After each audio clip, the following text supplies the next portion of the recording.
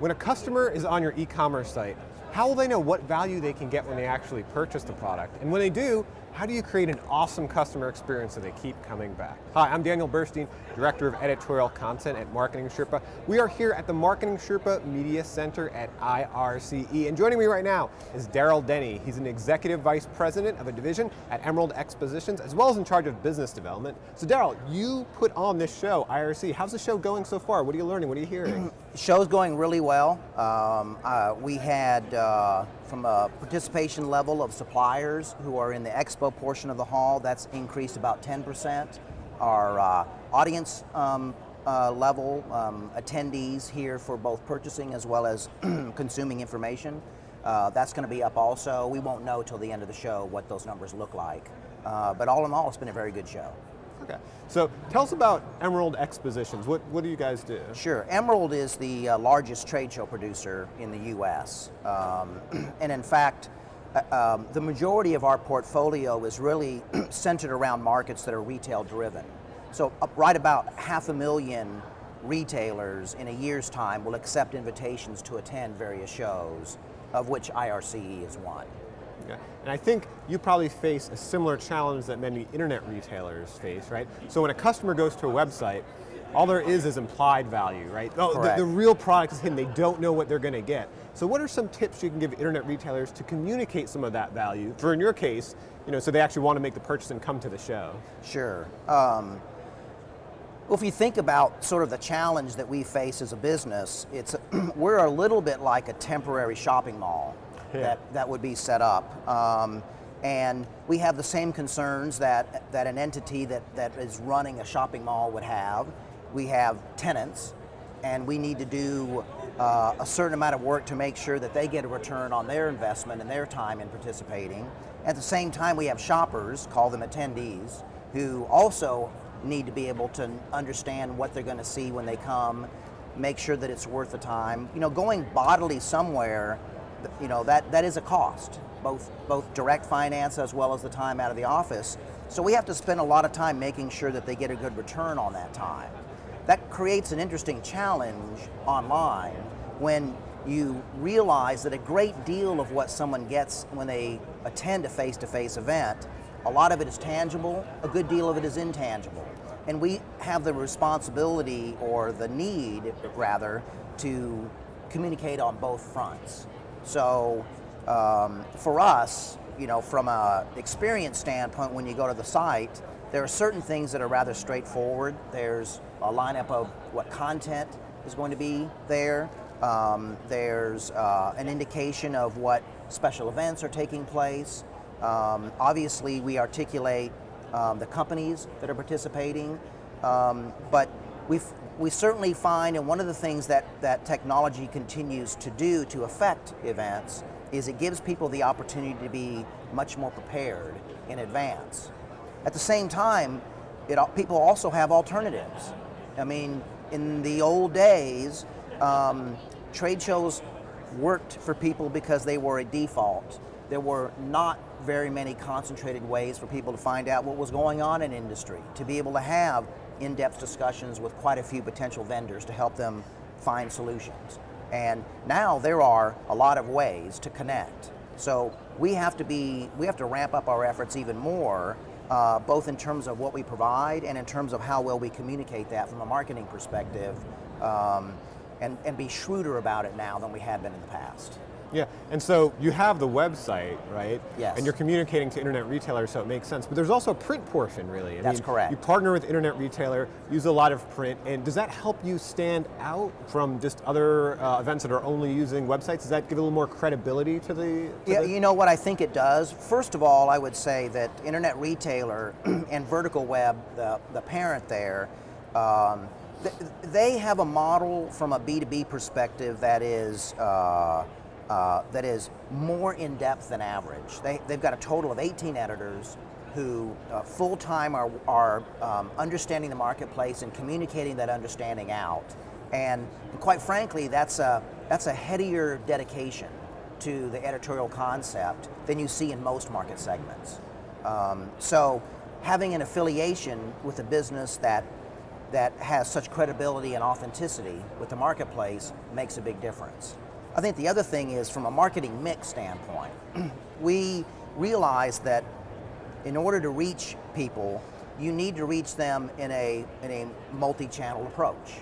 So I do think that some companies can, because their online efforts can be measured, they gravitate toward what they can measure, and sometimes are a little quick to dismiss media and approaches that are harder to measure, but at the same time still have resonance and still make a difference. And it's the sum of those exposures, of course, that shape someone's attitude and perception about us as a business. Yeah, and from what I'm hearing from you, aside from the measurement, it's finding that right partner. So for some e-commerce companies we see, they're partnering with, for example, women's clothing or housewares, or partnering with style magazines or household goods magazines. Right. And that really helps them stick out from just being, you know, an other option online in a search engine or pay-per-click ads or what have you. It does, it does. So, okay, once someone buys a ticket, once someone becomes a sponsor, then they come to the show, and you have to deliver an amazing customer experience We here. do. So for some e-commerce companies that sell physical products, they're trying to make a great customer experience in the packaging and the shipping, whatever, you know, when it arrives, trying to maybe mimic what someone might get in a physical store. What do you advise for customer experience? Well, I think anytime you're trying to figure out what you want to do from a customer experience standpoint, the first thing you have to do is be really sure you know what is it that the customer most desires as a result, right? Good point, yeah. So, and you know, we do so many shows across so many segments, but it is fascinating to realize that when you survey people about what they want to accomplish, the top 2 or 3 or 4 things resonate consistently, almost regardless of the marketplace. Maybe number 1 will be number 2, maybe number 4 will be number 2, there'll be slight shifts, but for all intents and purposes, the top 3 or 4 issues are the same. The first one is people are looking for solutions to whatever their dilemma is. So it could be many of our trade shows are more tangible product oriented, and in those instances you have retailers who are showing up who actually have the title of buyer as a designation. So their main interest is to find the right products that they think will resonate with their customer base and arrange to buy those, understand what the technical and or feature and or fashion advantages of those are, so that they can train their staff to actually effectively sell it to the marketplace. So same thing here, people who are looking to further their e-com efforts within their retail entity, and they have challenges. They've got they need to learn how to do marketing, they need to do how to develop an affiliate plan, they all have whatever their current dilemma is. So we spend a lot of time trying to understand what people want. So on our website, we give people the option to tell us with as much detail as they would like what they want to accomplish, and we actually help provide back to them some advice on what sessions would make sense, what companies they should talk to. You'll notice that there's help desks around the show. And part of the reason also is that in e-com, there's a tremendous disparity in levels of understanding and sophistication. You'll have large retailers who have really been thinking about, have staffs dedicated to their e-com strategy and have had that for a long time. On the other end, you might have small independent retailers and their heads are swimming. Their e-com strategy is, I'm the owner, I'm the chief guy who runs the store. By the way, I'm also responsible for our e-com strategy. So they have a whole different set. How you take people who are less sophisticated, less initiated, and for them also be able to drive good value out of attending is a whole different challenge. So it really depends upon understanding where they're coming from, trying to map through. We think about what those likelihoods are through surveys and talking to people on the front end, that the result of that gets built into our schedule of conference and content that's at the show. And at the same time, we make real sure that from a help desk standpoint, we're able to triage people to the right places to go, depending upon their level of sophistication and what it is particularly they're most concerned with from a business standpoint.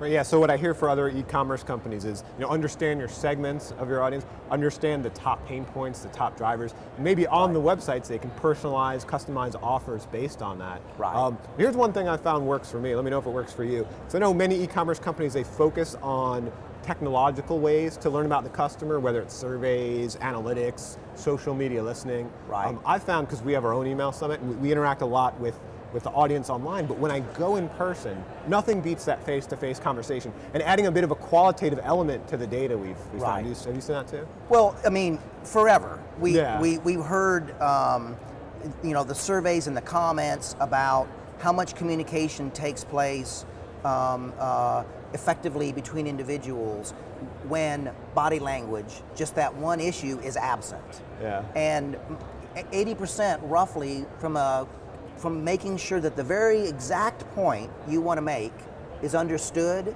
It involves, when we're talking, whether we understand each other, it involves seeing certain things, and your brain doesn't even necessarily know what those are. You've just done it enough to know, is that resonating or is it not resonating? So face-to-face allows a more complete communication because you're getting those responses back again as individuals. So I think that's the thing that is particularly unique about face-to-face, probably always will be different. Certainly, technology could emerge. There may be more precise holographic representations of people at some point in the future, where maybe body language and things can be understood. But for the foreseeable future, we think that people are still going to want to be face-to-face. So if you're running your own e-commerce companies out there, don't just look at the analytics, try to actually meet some customers face to face, see what's actually going on there, because there may be things they're trying to tell you that you notice from their body language are kind of hidden there, and it could turn up a big challenge with your product or something they're really looking for. Absolutely. It's one thing to see the results of surveys on a spreadsheet, to have a dashboard that basically tells you how we're resonating. What that doesn't necessarily tell you, though, is where are the levels of super passion, and where the numbers that are in a column are underrepresented or overrepresented, as opposed to just looking at it in an empirical sort of way. And face-to-face is one of those things that allows you to kind of get through that. And you may come away and saying, gee, only 10% of our customer base feels this way, but having been face-to-face with them, I know they feel this way very strongly. Very strong, yeah. Absolutely. All right, well, thank you very much for your time, Darrell. Thanks, Daniel. Thank you for watching, and if you're looking for more tips to improve your e-commerce company, we'll be here at the MarketingSherpa Media Center at IRCE for the next few days. So check out MarketingSherpa.com/IRCE to see more videos.